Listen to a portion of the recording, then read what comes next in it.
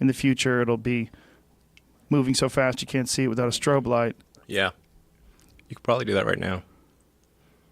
And no one's really paying attention too much other than people like you or people that are really obsessed with technology. All these things are happening, and these robots are... And did you see the one where PETA put out a statement that you shouldn't kick robots? It's probably not wise. For retribution. Their memory's very good.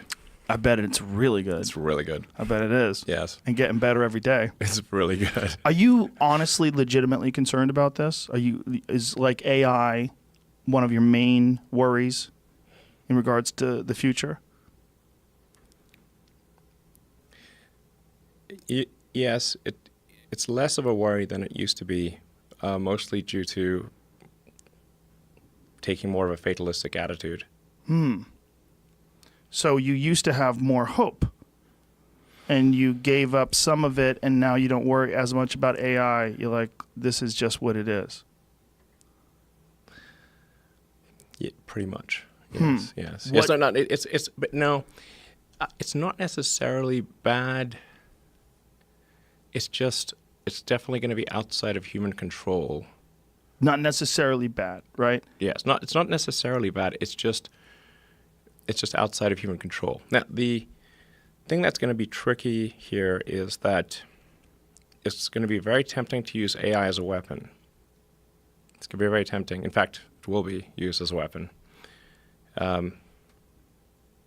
So the on-ramp to serious AI, the danger is going to be more humans using it against each other, I think, most likely. That'll be the danger. Yeah. How far do you think we are from something that can make its own mind up, whether or not something's ethically or morally correct, or whether or not it wants to do something, or whether or not it wants to improve itself, or whether or not it wants to protect itself from people or from other AI? How far away are we from something that's really, truly sentient?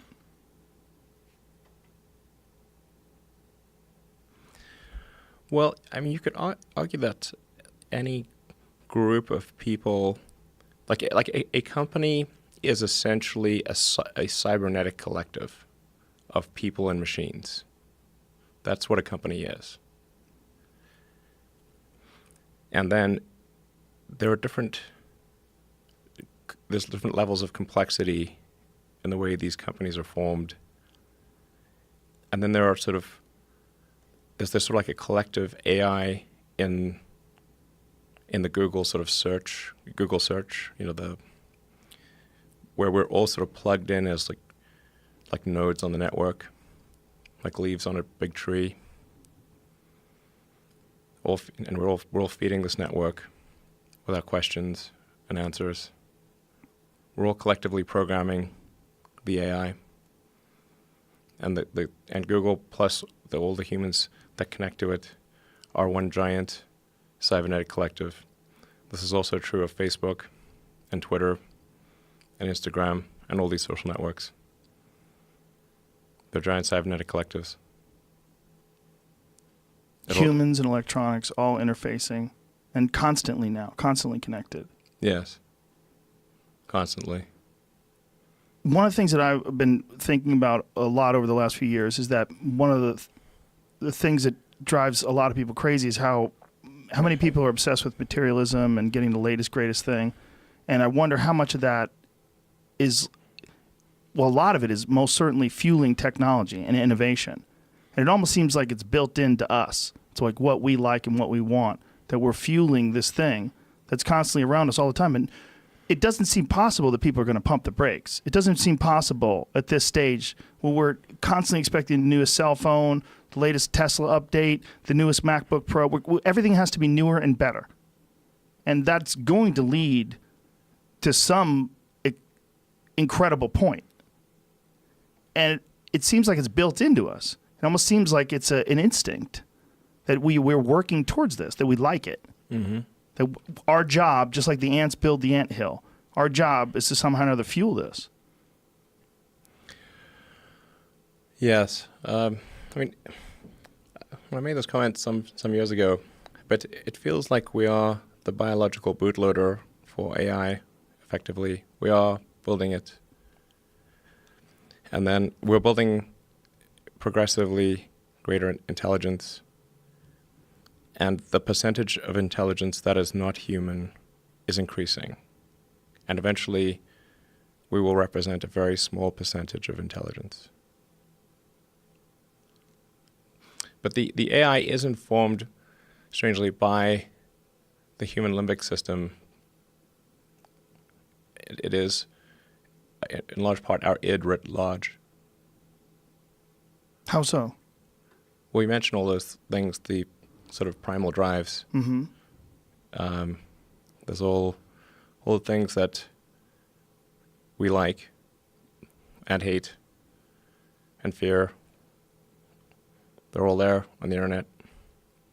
They're a projection of our limbic system.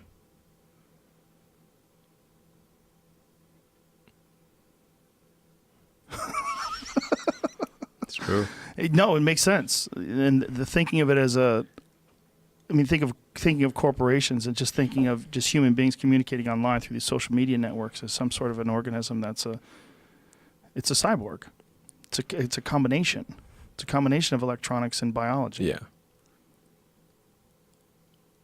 Does this In some measure, like it's the success of these online systems is sort of a function of how much limbic resonance they're able to achieve with people. The more limbic resonance, the more engagement. Whereas, like, one of the reasons why probably Instagram is more enticing than Twitter. Limbic resonance. Yeah, you get more images, more video. Yes. It's tweaking your system more. Yes. Do you worry about or wonder, in fact, about what the next step is? I mean, a lot of people didn't see Twitter coming, that, communicating with 140 characters or 280 now would be a thing that people would be interested in. Like, it's going to it's going to become more connected to us, right? Yes. Things are getting more and more connected. They're, at this point, constrained by bandwidth. Our input-output is slow, particularly output. Output got worse with thumbs. We used to have input with 10 fingers, now we have thumbs. But images are they're a way of communicating at high bandwidth. You take pictures and you send pictures to people. That communicates far more information than you can communicate with your thumbs. So what happened with you where you decided, or you took on a more fatalistic attitude? Like, what was there any specific thing, or was it just the inevitability of our future?